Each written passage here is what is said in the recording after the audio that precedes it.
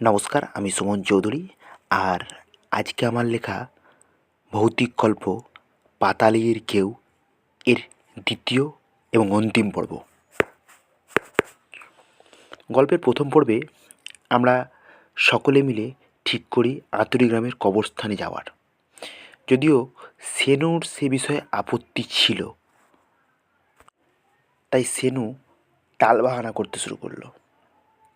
সে বলল, না ভাই, তোরা যা, আমাকে অত রাত্রে বাড়ি থেকে ছাড়বে না।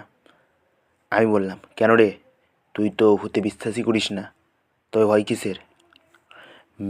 মোক্তার আর প্রীতমদা মুচকি হেসে উত্তর দিল, দেখ সেনু, আমাদের গ্রামের হলেও তুই তো ছোটো থেকেই শহরে থাকিস। আমি জানি তোর ভয় আছে এবং ভিতরে ভূতের প্রতি বিশ্বাসও আছে, শুধু বাইরে থেকে নেই। আমি বললাম, তোমরা আমার সঙ্গে এখানেই আজকের রাতটা থাকবে। আর সেনু, তুই ঠিক কর কী করবি। এটা কিন্তু শুধু ভূত আছে না নেই তার লড়াই না, তোর সাহস আছে না নেই সেটারও লড়াই। এক প্রকার সম্মানের চোটেই সেনু রাজি হয়ে গেল।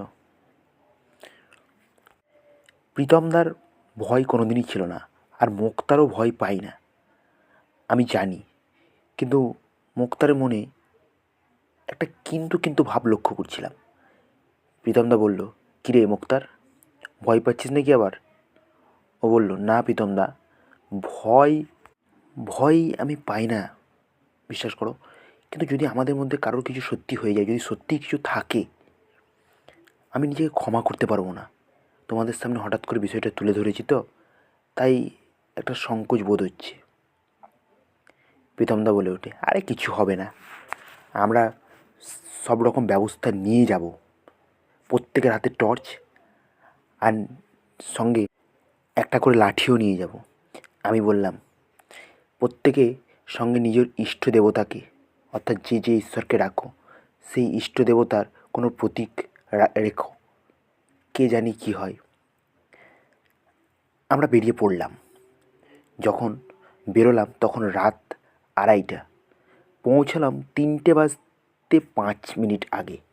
কবরস্থানে ঢুকলাম একে একে। প্রথমে প্রীতমদা, পরে আমি ও মোক্তার, ও শেষে সেনু। রাত যখন 3টে হবে তখন সেনু, প্রীতমদা সবাই ঘুড়ি দেখে বলল, কই রে, কিছুই তো নেই। আর 10 মিনিট থাকবো, তারপরে কিন্তু বেরিয়ে পড়ব। আমরাও ঘাড় নাড়লাম, কিন্তু তখনই লক্ষ্য করলাম, সত্যি তো, আমরা বুঝতে পারিনি কেন বাতাসটা কেমন ভারী হয়ে উঠছে, আর একটা গুমোট গন্ধ দম বন্ধ করে দিচ্ছে। আমাদের প্রথমে ব্যাপারটা অতটা ঠেকেনি, কিন্তু পরে এক প্রকার দম বন্ধ হয়ে যেতে লাগলো। কাউকে প্রশ্ন করতে তো পারিনি, তাই প্রথমে ভাবলাম এটা হয়তো আমার নিজেরই সমস্যা। তারপর সকলের মুখ চোখ দেখে পরিষ্কার বুঝতে পারলাম, না, এই সমস্যা শুধু আমার নয়, আমাদের 4জনেরই হচ্ছে। রাত 3:05। এই 5 মিনিটের মধ্যেই বাতাস দম নেওয়ার অযোগ্য হয়ে উঠল। সেনু বমি করে ফেলল। আমারও অবস্থা খুব একটা ভালো নেই, তবে ওর অবস্থা দেখে ওকে কবরস্থানের বাইরে যেতে বললাম। বাইরে কিছুটা দূরে দাঁড়িয়ে সেনু আমাদের দিকে তাকিয়ে ভীত ও অবাক দৃষ্টিতে দেখছিল।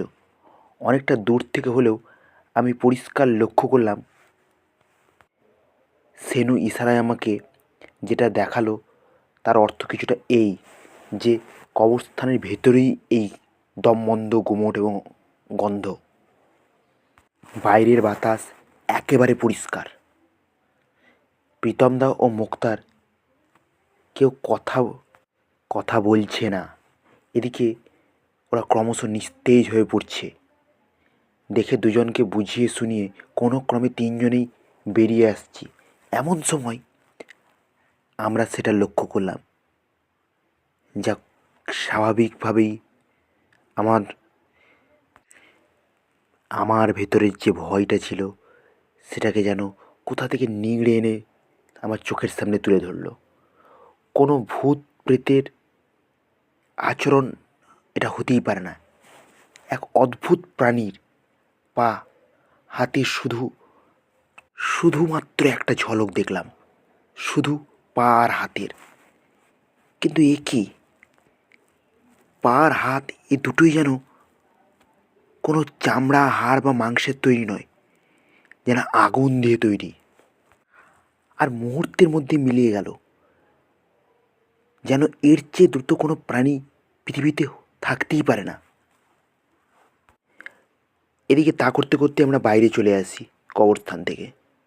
আর কেমন যেন একটা পর্দায় পুরো পরিস্থিতিটাই আড়াল হয়ে যায় আমাদের, যেন কিছু দেখিনি, যেন কিছু হয়নি, যেন কবরের ওপারটা আর এপারটা একটা কাল্পনিক পর্দায় ঢাকা, দুটো আলাদা জগৎ। যদিও পরে প্রীতমদা আবার সাহস করে ঢুকতেই যায়, তবে আমরাই আর ঢুকতে দেই না।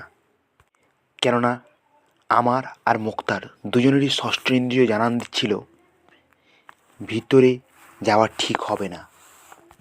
আর আমরা যেটা দেখেছি সেটা এই জগতের কেউ নয়, সেটা পাতালের কেউ। কেমন লাগলো গল্পটা তোমরা আমাদেরকে জানিও। লাইক, কমেন্ট এবং সাবস্ক্রাইব করিও। ধন্যবাদ।